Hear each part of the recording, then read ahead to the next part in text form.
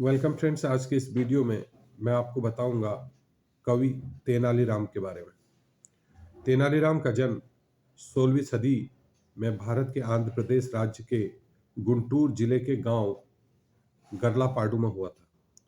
तेनालीराम एक ब्राह्मण परिवार से थे। वह पेशे से कवि थे। तेलुगु साहित्य के महान ज्ञाता थे। अपने वाक पटुता के कारण वे काफी विख्यात थे, इसलिए उन्हें विकट कवि भी कहा जाता है। तेनालीराम के बारे में मैं एक प्रेरणास्पद या प्रेरणादायक कहानी आपको बताऊंगा कि किस तरह से तेनालीराम अपने अय्यास राजा को सबक सिखाते हैं कि वह किस तरह से जनता के धन को लूट कर अपना मजे ले रहा है। उस बारे में एक छोटी सी कहावत है कि किस तरह से तेनालीराम ने राजा को सबक सिखाया। फ्रेंड्स, एक बार क्या हुआ कि महाराज कृष्णदेव राय के दरबार में एक दिन एक कोई अरब प्रदेश से कोई एक व्यापारी आया घोड़े बेचने के लिए। उसने अपने घोड़ों के बारे में इतनी अच्छी अच्छी बातें बताई कि राजा कृष्णदेव राय ने सारे घोड़े खरीद लिए। अब हुआ क्या, इतने सारे घोड़े नए खरीदे और पुराने भी थे, तो घुड़साल में घोड़ों को रखने की जगह न मिली। तो हुआ क्या, कृष्णदेव राय ने जो भी निकट संबंधी थे और जो प्रजा के लोग थे उन लोगों से कहा कि घोड़े को संभाल, एक एक घोड़े आप लोग ले जाओ और अपने घर में संभाल कर इनकी सेवा करना। सब लोग कृष्णदेव राय के डर से घोड़ों का जो पालन पोषण करते थे बहुत ध्यान रखकर करते थे।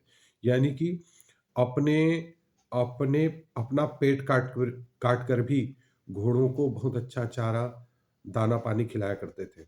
मगर तेनालीराम के हाथ में भी एक घोड़ा आया और तेनालीराम उस घोड़े को ले गया, लेकिन उसने और लोगों की तरह उस घोड़े को संभाल कर नहीं रखा, बल्कि घर के पीछे एक छोटी सी कुटिया बनाई और उस घोड़े को उस कुटिया में बांध दिया और एक खिड़की से थोड़ा थोड़ा चारा रोज उस घोड़े के पास फेंक देता था। रिजल्ट क्या हुआ कि घोड़ा बहुत कमजोर हो गया। अब जब एक दिन सभी लोग घोड़ा लेकर राजा के पास नियत समय पर पहुंचे तो तेनालीराम खाली हाथ पहुंचे। तो राजगुरु ने पूछा, भाई तेनालीराम, तुम अपना घोड़ा क्यों नहीं लाए? तो तेनालीराम बोला कि घोड़ा बहुत बिगड़ैल है और वह मेरे काबू में नहीं आ रहा है। अगर आपको यकीन न हो तो खुद चल कर देख ले। तो हुआ क्या कि कृष्णदेव राय ने राजगुरु से कहा कि जाओ और देखो उस घोड़े को स्थिति क्या है। तो राजगुरु ने जैसे ही घर पर पहुंचा तो सबसे पहले तो तेनालीराम को ये डांट लगाई कि इस कुटिया को तुम घुड़साल कहते हो। तो तेनालीराम बोले कि कोई बात नहीं, घुड़साल कहें या कुटिया कहें, तुम एक बार इस खिड़की से झांक कर घोड़े की स्थिति तो देख लो। तो जैसे ही राजगुरु ने खिड़की से अंदर झांका तो घोड़ा इतना भूखा था कि उसने राजगुरु की दाढ़ी पकड़ ली और स्थिति ये हो गई कि राजगुरु परेशान हो गए, दाढ़ी छोड़ी नहीं। तो मुश्किल से उनकी किसी तरह से उनकी दाढ़ी को छुड़वा कर उस घोड़े को कृष्णदेव राय के पास ले जाया गया। कृष्णदेव राय ने जब घोड़े की स्थिति देखी तो उसे बहुत गुस्सा आया। तो उसने उसने राज विजयनगर जो वहां के तेनालीराम जी, उनसे पूछा कि क्या बात है, घोड़ा इतना कमजोर क्यों है? तो तेनालीराम ने बताया कि मैंने आपको पहले ही बताया था कि घोड़ा बहुत उद्दंड है, बहुत बिगड़ैल है, इसलिए मैंने घोड़े को बहुत कम चारा दिया था ताकि वो आगे की इस तरह की हरकतों को अंजाम ना दे सके और जैसा कि आज राजगुरु के साथ हुआ ऐसी कोई घटना ना हो।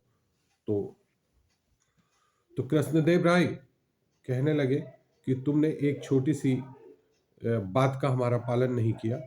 तब तेनालीराम ने उन्हें समझाया कि देखो, जिस तरह से आप अपनी जनता को थोड़ा थोड़ा देकर अपनी अय्यासी में बहुत सारा लुटाते हो, उसी तरह से मैंने भी आपके घोड़े को थोड़ा थोड़ा देकर ज्यादा अपने खर्च के लिए ही रखा। क्योंकि जिस तरह से आप प्रजा के ऊपर खर्च करने से पहले अपनी सोचते हो, उसी तरह घोड़े को चारा खिलाने से पहले मैंने भी अपनी सोची। तो मैंने क्या गलत किया? इस कहानी से ये प्रेरणा मिलती है कि टिट फॉर टैट जैसा राजा था वैसी सबक सिखाने वाली प्रजा थी। Thank you.